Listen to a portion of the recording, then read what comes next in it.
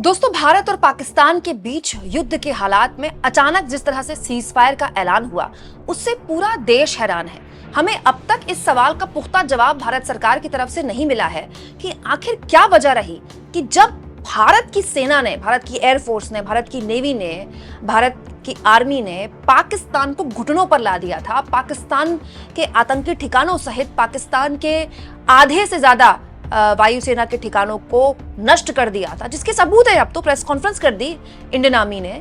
तो फिर ऐसा क्या हो गया कि हम जब पूरी तरह से अपर हैंड में थे, पाकिस्तान पूरी तरह से मिमियाने लगा था, पाकिस्तान की आर्मी की हालत खराब कर दी थी हमारी आर्मी ने, अचानक से भारत सरकार को सीज फायर का ऐलान क्यों करना पड़ा?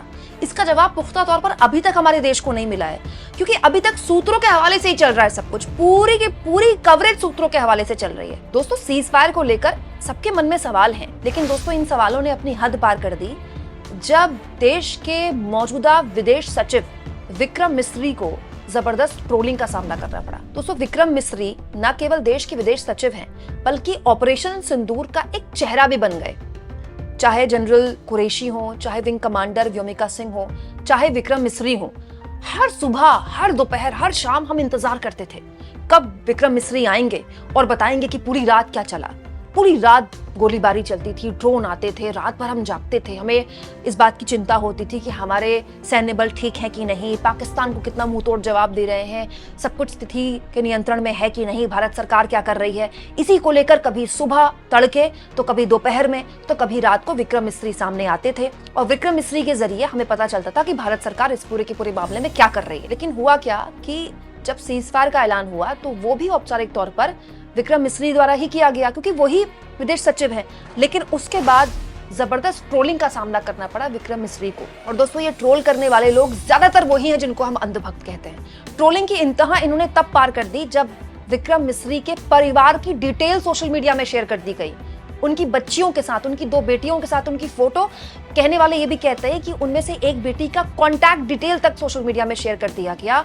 और न केवल विक्रम मिस्री बल्कि उनके परिवार को गंदी गंदी गालियां दी गई। अब इस पूरे के पूरे मसले पर दोस्तों देश का आईपीएस एसोसिएशन सामने आ गया है। दोस्तों, आईपीएस एसोसिएशन ने क्या बोला है ये भी सुनिए और ये भी जानिए कि भारत सरकार विक्रम मिस्री के साथ कितना खड़ा हुआ है। दोस्तों, आईपीएस एसोसिएशन के ऑफिशियल सोशल मीडिया हैंडल से ये मैसेज शेयर किया गया और लिखा गया है कि हम विक्रम मिस्री की जिस तरह से ट्रोलिंग हुई, उन पर पर्सनल अटैक किए गए, इसकी निंदा करते हैं। उनकी फैमिली को जिस तरह से निशाना बनाया गया उसको कंडेम करते हैं। इसके अलावा ये भी कहा गया है कि जो सिविल सर्वेंट्स हैं उनके खिलाफ इस तरह की हरकत बर्दाश्त काबिल नहीं है। आगे कहा गया कि किसी भी हाल में पब्लिक सर्विस की एक डिग्निटी होती है और वो राष्ट्र के लिए होती है और हम सब इसके लिए कमिटेड हैं, इसका ध्यान रखा जाए।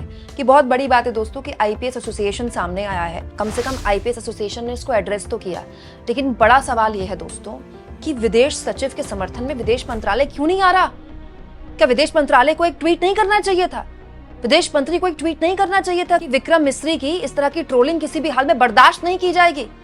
यहाँ मैं आपको ये भी बता दूं दोस्तों कि ट्रोलिंग इस लेवल पर हो गई कि विक्रम मिस्री को अपना सोशल मीडिया हैंडल हाइड करना पड़ा है। Can you believe that? कितना शर्मनाक है ये। हमारे देश के विदेश सचिव जो क्या बोल रहे हैं, क्या कह रहे हैं, उस पर पूरी दुनिया उनको देख रही है इस वक्त, लेकिन उनको अपना सोशल मीडिया कुछ देर के लिए, कुछ वक्त के लिए हाइड करना पड़ा क्योंकि उनके परिवार वालों तक आंच आ गई थी। मतलब इंतहाई नफरत देखिए हमारे देश में किस लेवल पर पहुंच गई है। ये ट्रोल करने वालों की हैसियत है तो सरकार को ट्रोल करे ना।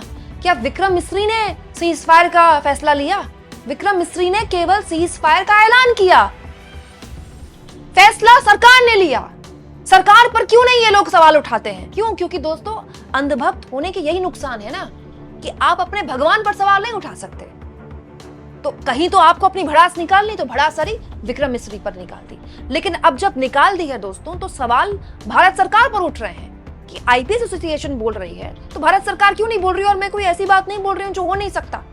कुछ वक्त पहले प्रधानमंत्री नरेंद्र मोदी अमेरिका के दौरे में थे। व्हाइट हाउस में एक प्रेस कॉन्फ्रेंस में वहां के एक पत्रकार ने उनसे सवाल पूछ लिए भारत के अल्पसंख्यकों पर। उस महिला पत्रकार की इतनी ट्रोलिंग हुई भारत में, इतनी ट्रोलिंग हुई कि पूछिए मत।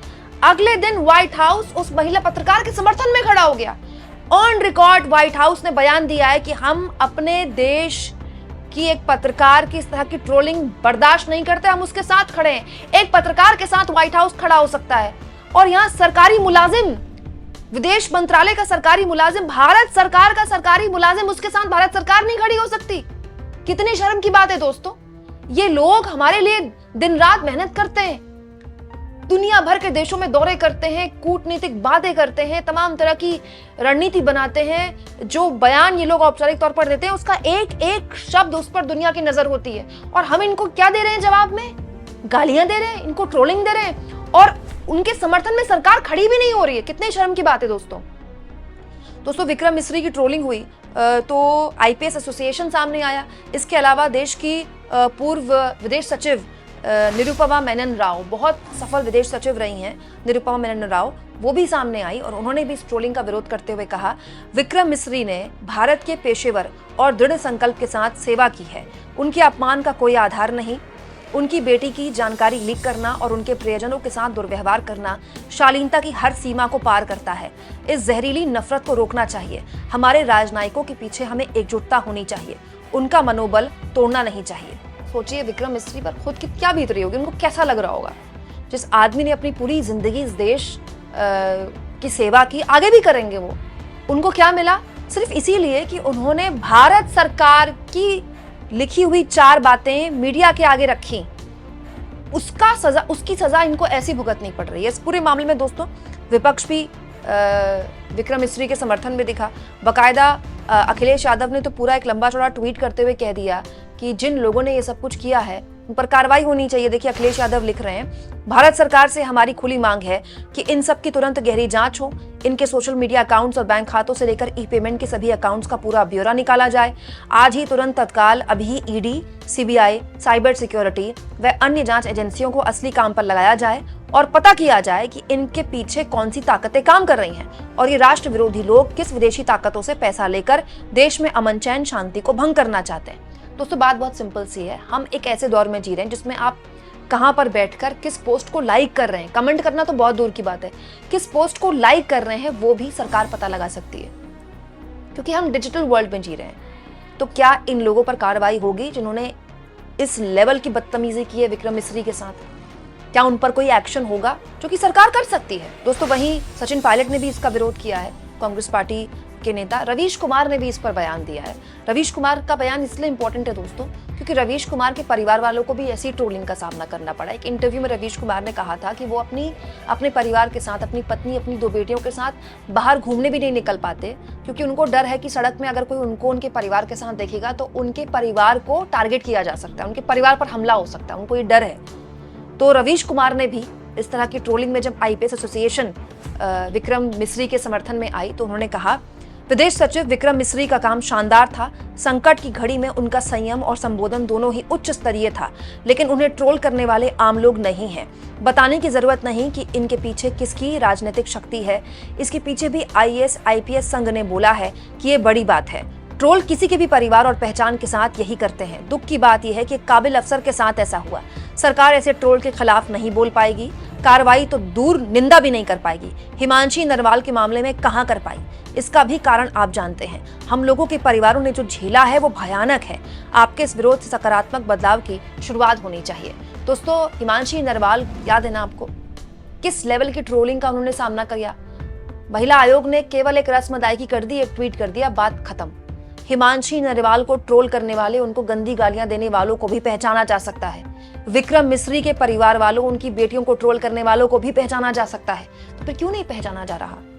और उनसे भी ज्यादा जो लोग इनको ट्रोल कर रहे हैं, मैं तो उनसे उन बुज़दिलों से पूछती हूँ, अगर ट्रोल करना है, सवाल पूछते हैं तो पूछे सरकार से, प्रधानमंत्री नरेंद्र मोदी से पूछे।